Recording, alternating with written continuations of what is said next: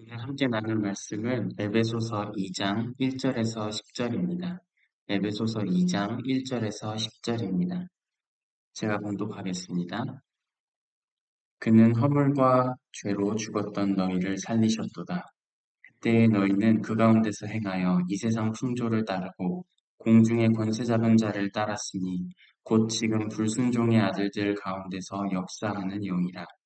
전에는 우리도 다 그 가운데서 우리 육체의 욕심을 따라 지내며 육체와 마음에 원하는 것을 하여 다른 이들과 같이 본질상 진노의 자녀이었더니 긍휼이 풍성하신 하나님이 우리를 사랑하신 그 큰 사랑을 인하여 허물로 죽은 우리를 그리스도와 함께 살리셨고 너희는 은혜로 구원을 받은 것이라. 또 함께 일으키사 그리스도 예수 안에서 함께 하늘에 앉히시니 이는 그리스도 예수 안에서 우리에게 자비하심으로써 그 은혜의 지극히 풍성함을 오는 여러 세대에 나타내려 하십니다. 너희는 그 은혜에 의하여 믿음으로 말미암아 구원을 받았으니 이것은 너희에게서 난 것이 아니요 하나님의 선물이라. 행위에서 난 것이 아니니 이는 누구든지 자랑하지 못하게 함이라. 우리는 그가 만드신 바라 그리스도 예수 안에서 선한 일을 위하여 지으심을 받은 자니 이 일은 하나님이 전에 예비하사 우리로 그 가운데서 행하게 하려 하심이니라.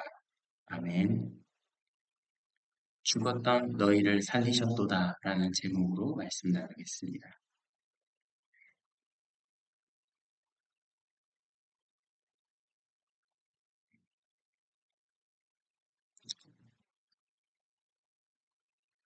일 장 마지막 부분에서 1장 이제 요 15절에서 23절 지난번 나누었던 말씀의 그 내용은 결국 교회를 하나님께서 얼마나 높이셨는지를 강조하는 내용이었습니다.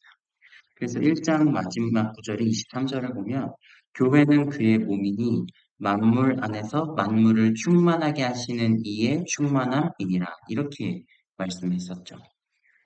그러니까 이 1장 23절 교회가 하나님의 몸이라는 것도 그리스도의 몸이라는 것도 어마어마한 일인데 만물 안에서 만물을 충만케 하시는 하나님, 그 하나님의 충만함이다. 이렇게까지 이야기하는 건 교회의 가치에 대한 엄청 중대한 선포이기도 하고 또 쉽게 이해할 수 없을 만큼의 고평가이기도 합니다. 하지만 오늘 말씀은 그 고평가가 절대로 당연한 것이 아님을 우리에게 알려줍니다. 오늘 말씀의 다음 문맥에는 특별히 에베소 교회의 이방 성도들에게 교회의 하나됨에 대해서 이야기하게 될 겁니다. 그런데 그 전인 오늘 말씀에서는 우리가 교회의 일원이 된 것이 절대 가볍게 여길 만한 것이 아님을, 오직 그것이 하나님의 사랑으로부터만 나온 은혜임을 우리에게 알려줍니다. 우리는 종종 우리가 받은 은혜를 별거 아닌 것처럼 여기는 실수를 하기도 합니다. 왜냐하면 아마도 공짜로 받았다라는 생각 때문인 것 같아요. 내가 그 은혜를 받기 위해서 어떤 대가를 치르지 않았기 때문에 그 은혜를 값싸게 여기는 거죠. 값싼 은혜라는 표현을 쓴 신학자도 있습니다. 그럴 때 발생하는 문제는 대체로 방종입니다. 은혜를 가볍게 여기기 때문에 내가 받은 것이 공짜이고 쉽게 받고 쉽게 내줄 수 있는 것처럼 생각하니까 아무렇게나 살아가는 것이죠. 또는 반대의 현상도 있습니다. 내가 누리고 있는 은혜의 근거를 나 자신에게서 찾는 경우입니다. 주로 신앙의 연차가 길어질수록 이런 현상이 잘 나타나는데 신앙생활하면서 내가 교회에 쏟아부은 노력, 수고, 또 돈 이런 게 많아지다 보니까 그것을 일종의 공로로 여기게 되는 실수입니다.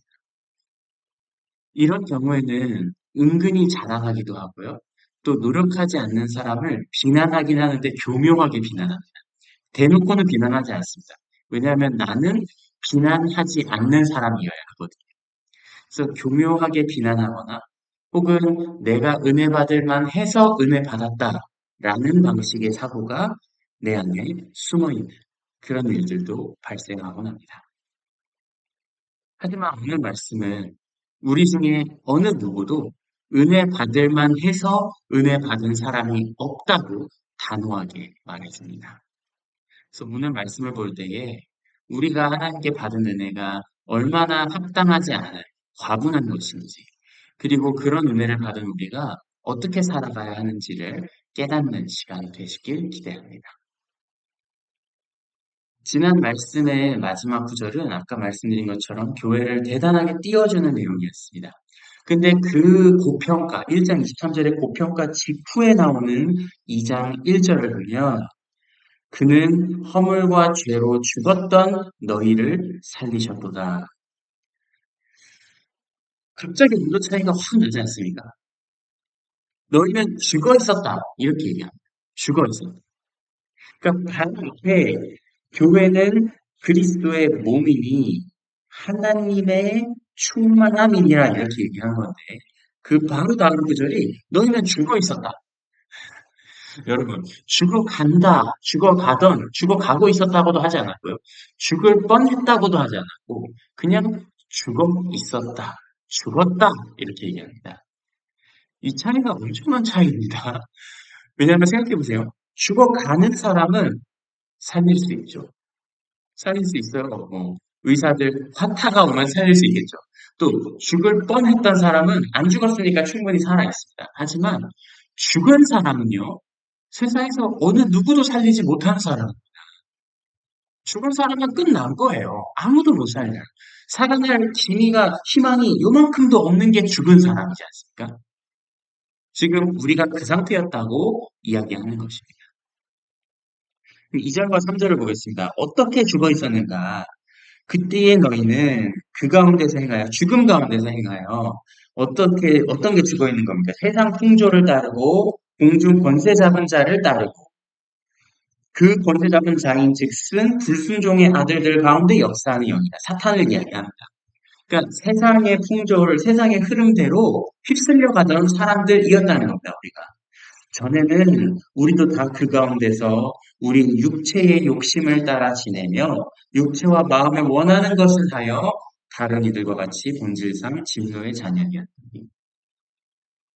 그러니까 죽은 사람은 하나님을 모르기 때문에 사탄의 권세 아래에서 사탄의 이끌림을 따라서 세상이 흘러가는 대로, 왜냐하면 세상의 권세를 사탄이 잡고 있기 때문에 그렇습니다. 이것은 여러분 좀 조심스럽게 생각해야 되지만 하나님께서 주권자이시되 하나님을 모르는 타락한 세상을 사탄이 권세 잡고 가도록 하나님께서 내버려 두고 계시다는 이야기입니다. 자, 그래서 우리가 그 권세에 휩쓸려 가니 당연히 세상 풍조를 따를 수밖에 없고 그 말인즉슨 우리 육체와 마음의 욕심대로만 살아가게 되었다. 그런 우리는 그런 상태에 놓여 있던 우리는 또 모든 사람들은 본질상 진노의 자녀, 하나님의 자녀가 아니라 진노의 자녀라. 우리가 앞에 1장 초반에 1장 첫 부분에 서원에서 하나님의 자녀이기 때문에 받는 수많은 유익들이 나왔었습니다. 그 수많은 유익들, 은혜들은 사실 우리가 하나님의 자녀가 되었다는 데서 나오는 유익이었어요.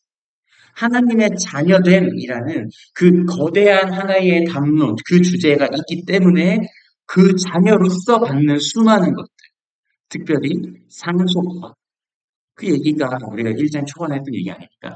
자, 그런데 그와는 반대로 원래 우리는 하나님의 자녀가 아니라 진노의 자녀, 하나님의 진노를 받을 사람들, 또 그 진노로부터 나오는 수많은 저주를 받을 사람들이었다는 하나님을 모르고 또 성령의 특별한 은혜를 받지 못하고 사실 같은 말이죠. 성령의 은혜로 하나님을 알지 못하면 성경 말씀을 깨닫지 못하면 사람의 육신과 마음으로부터 나오는 욕심은 자연스럽게 사람이 죄를 짓게 만듭니다.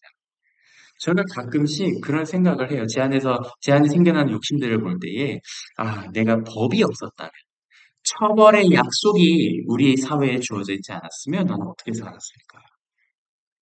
혼돈 그 자체겠더라. 일단 저는 확실히 진노의 자녀가 맞다 하는 동의가 되었습니다.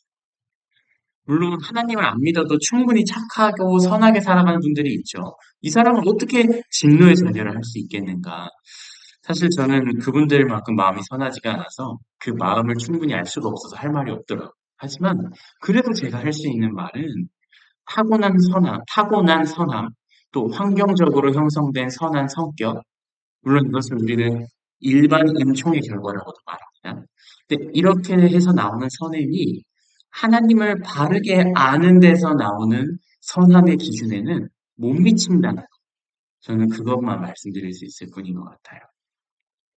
하나님의 기준에 못 미쳐서 그분이 보기에는 여전히 그 사람이 죽어 있는 자라고 한다면 제가 거기에 덧붙일 말이 뭐가 있겠어요. 그런데 오늘 말씀은 이어서 이렇게 이야기합니다. 그런 우리를 긍휼이 풍성하신 하나님이 우리를 사랑하신 그 큰 사랑을 인하여 허물로 죽은 우리를 그리스도와 함께 살리셨고 또 함께 일으키사 그리스도 예수 안에서 함께 하늘에 앉히시니 앞에 나왔던 교회의 높이심과 개념상 같은 이야기죠. 그리스도와 함께 살리시고 죽어있던 우리에게 그리스도를 부활시키실 때 우리에게도 생명을 주시고 그리스도와 함께 일으키시고 우리도 일으키셨고 또 그리스도를 승리하셔서 하늘에 앉히실 때 오르게 하시고 앉히실 때 우리 또한 하늘에 올리시고 앉히셨다는 거예요.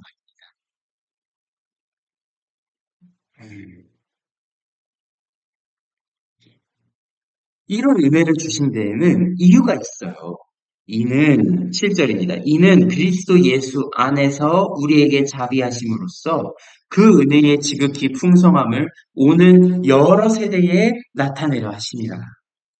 우리는 죽어 있었습니다. 우리는 도저히 은혜 받을 자격도 없고 살아날 요만큼의 희망도 소망도 없는 존재였습니다. 진노의 자녀였습니다. 그런데 그런 우리를 하나님께서 그리스도 안에서 그리스도와 함께 살리시고 일으키시고 하늘로 높이신 데에는 교회는 그의 몸이니 만물 안에서 만물을 충만하게 하시는 이의 충만함이시다라고 선포하시는 그 이유에는 우리에게 자비하심으로써 그 은혜의 지극히 풍성함을 오는 여러 세대에 나타내시기 위한 목적이 있었다는 말이에요.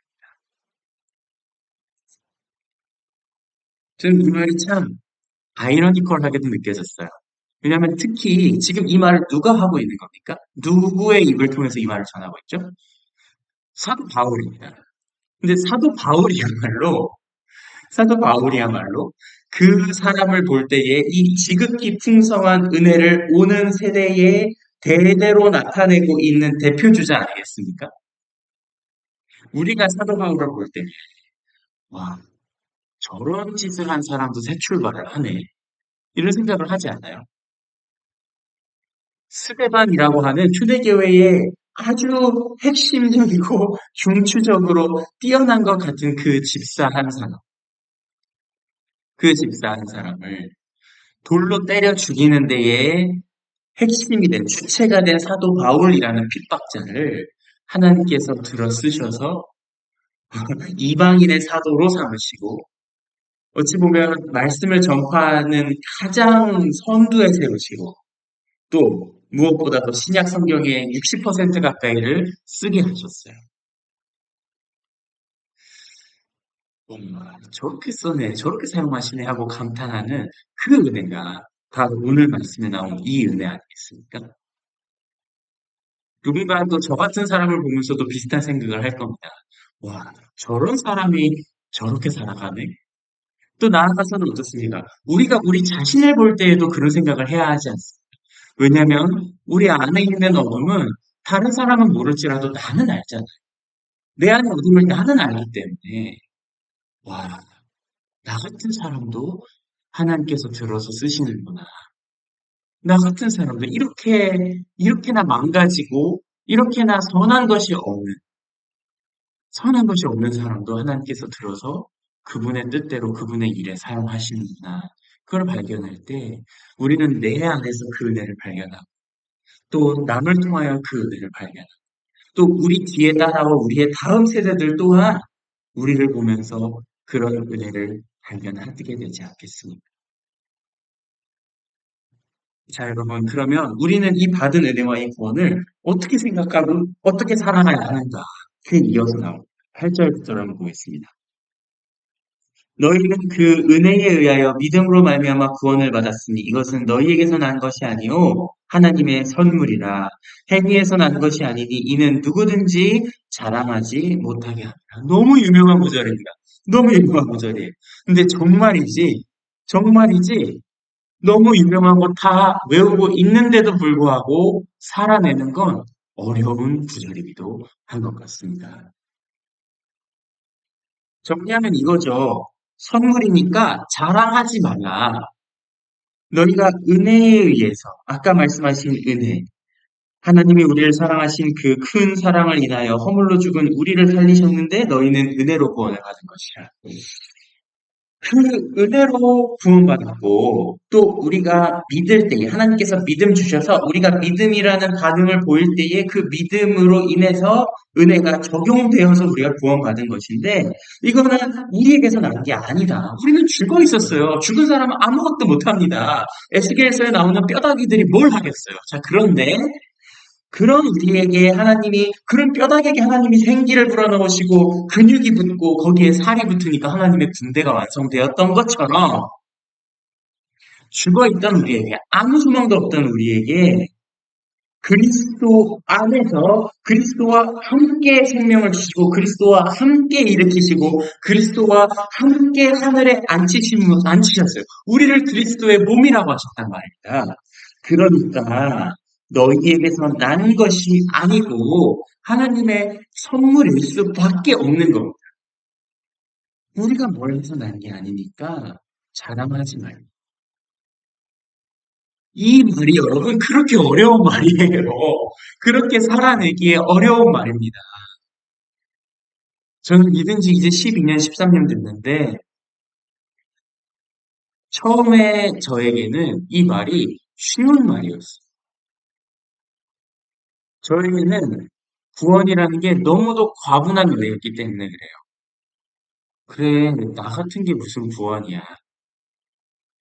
자, 그런데 여러분, 이 자기 비하, 그러니까 이 저의 죄에 대한 인식과 자기 비하로부터 오는 구원에 대한 은혜의 실감 자체도 시간이 흐르면서 자랑이 되고 행위가 되고 공로가 됩니다. 자, 어떻게 그렇게 되는지 한번 잘 들어보세요. 그리고 생각해 보십시오. 자, 저는 은혜 받을 만한 자격이 없는 사람인데 은혜를 받았죠. 그렇기 때문에 더욱더 열심히 받은 은혜에 보답하기 위해서 노력하면서 살아왔습니다. 제 자신의 욕심과 때로는 제가 실제로 주장할 만한 권리들도 억누르면서 살았단 말이에요. 자, 그런데 이 억누름이, 이 자기 비하로부터 오는 열심이 시간이 지나니까 어떻게 변질됐냐면요. 내가 이렇게까지 억누르고 참았는데, 내가 이렇게까지 보답하려고 열심히 살았는데, 라는 행위에서 저의 공로가 형성되더란 말이에요. 내가 이렇게까지 열심히 살았는데, 이렇게까지 참았으니까 좀 알아줬으면 좋겠고, 좀 인정받았으면 좋겠고, 좋은 겁니다. 그러면서도 자기 비하하는 마음과 또 때로는 공로를 인정받고 싶은 마음이 제 안에서 충돌하면서 안이 썩어 들어가기 시작했어요.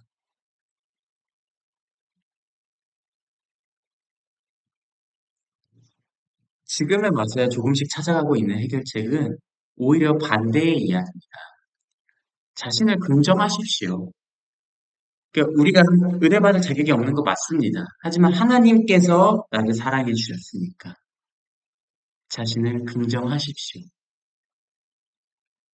나를 긍정하고 충분히 내가 요청할 만한 것을 요청할 수 있을 때에 오히려 우리 안에서는 왜곡된, 왜곡된 공로가 자라나지 않는 것 같아요. 하나님께 받은 구원이 나의 행위에서 난 것이 아니니 자랑하지 못하게 함이라. 교만한 마음이 들면 교만하게 자랑하십시오. 그리고 교만하다고 인정을 하십시오. 하나님의 구원에 대해서만큼은 내가 할 수 있는 것이 없으니까 그것대로 겸손하시고요. 자, 하나님이 주신 구원이 선물이고 자랑할 것이 안 된다라고 이야기하는 반면에 또 한 가지가 있습니다. 아까 제가 처음에 말씀드렸었죠. 우리가 은혜를 공짜라고 생각할 때 빠질 수 있는 함정.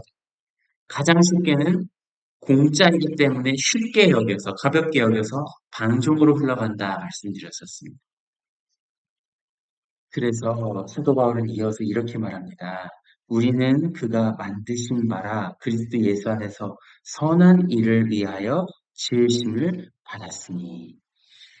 이 만드신 바라는 표현은 포이에마, 작품이라는 단어입니다. 그래서 영어로 보면 we are his work라고 하기도 하고요. 또 masterpiece 이런 단어를 쓰기도 합니다. 작품입니다. 그러니까 우리는 그분께서 작품으로 지으셨어요. 공들여 지으셨단 말입니다. 근데 무엇을 위하여요? 그리스도 예수 안에서 선한 일을 위하여 지으셨다. 그러니까 우리를 지으신 것 자체가 그리스도 안에 있는 모든 선함과 그 선함을 살아내게 하기 위해서 지으셨다는 겁니다. 근데 이 일을 하나님이 전에 예비하사 우리로 그 가운데서 행하게 하려 하심이니라. 예비하셨대요. 우리 1장 초반에 하나님이 예비하셨단 말 나왔었어요. 언제 예비하셨다 했습니까? 창세전에 예비하사. 창세전에 예비하사. 우리를 구원하도록 창세전에 예비하신 그때에 또한 이 목적을 예비하신 겁니다. 그리스도 예수 안에서 선한 일을 위하여 지으시고 우리로 그 가운데서 선한 일로 행하게 하기 위해서 하나님께서는 창세전부터 예비하셨단 말이에요. 우리에게 주신 은혜가 아무리 공짜라도 우리 입장에서 대가를 치르지 않았더라도 그것은 하나님의 입장에서는 그분의 분신이 그분과 같은 본체이신 삼위일체 가운데 한 위격이신 예수 그리스도를 희생하셔서 그분이 그 구원을 이뤄내신 겁니다. 그 대가를 치르시고 우리를 구원하셨기 때문에 그것은 공짜가 아니죠. 우리의 입장에서 치르는 대가가 없을지라도 하나님의 입장에서는 뼈를 깎고 피를 흘리는 대가였단 말입니다. 여러분, 정말로 우리가 받은 은혜를 가벼이 여기지 않기를 소망합니다. 저 역시도 종종 잊어버리고 사는 것 같아요. 하지만 우리가 받은 은혜가 절대로 우리가 대가를 치르지 않았다 해서 공짜도 아니고 또 그렇다고 해서 내가 그 대가를 만들어내서 나의 행함으로 이루어낸 것도 아니라 어찌 보면 두 가지 극단 사이에 그 첨예한 균형점에서 우리가 살아가고 있습니다. 균형을 잃지 않으시기를 축복합니다. 여러분, 오늘 말씀을 우리가 볼 때에 참으로 우리의 높여지심과 하나님께서 우리를 사랑하여 주시는 것이 당연하지 않다는 걸 우리가 봅니다. 음, 종종 우리는 착각하고 실수하면서 살아갑니다. 하지만 그럼에도 불구하고 오늘 말씀을 다시 한번 떠올리시고 다시 한번 기억하시는 한 주 되시기를 바라요. 우리가 참으로 죽어 있었던 존재임을 또 진노의 자녀이었던 때가 있었음을 그런 우리를 하나님께서 아무런 근거도 없이 오직 그분 안에서 나오는 넘쳐 흐르는 사랑으로만 기인하여 우리를 그리스도 안에서 살리시고 일으키시고 하늘에 올리셨다는 사실을 기억하면서 감사하면서 우리를 지으신 목적에 따라 그 선한 길을 따라가는 모든 여러분과 제가 되기를 간절히 소망합니다. 기도하겠습니다. 하나님 아버지, 오늘 저에게 주신 말씀을 기억하게 해주세요. 저희가 참으로 허물과 죄로 죽어 있었는데 주님께서 오직 그 사랑으로 인하여 우리를 그리스도 안에서 살리시고 일으키시고 또 우리를 그리스도의 몸으로 삼아 하늘 높이 올려주신 그 은혜를 기억하게 하옵소서. 저희 안에서 난 것이 아니니 저희로 자랑하지 말게 하시고 저희가 대가를 치르지 않았다는 이유로 은혜를 가볍게 여기며 방종에 빠지지 않도록 붙들어 주시옵소서. 이번 한 주를 살아갈 때에 무엇을 위하여 우리를 지으셨는지 기억하며 살아가는 은혜를 허락하여 주시옵소서. 감사드리며 우리 주 예수 그리스도의 이름으로 기도합니다. 아멘.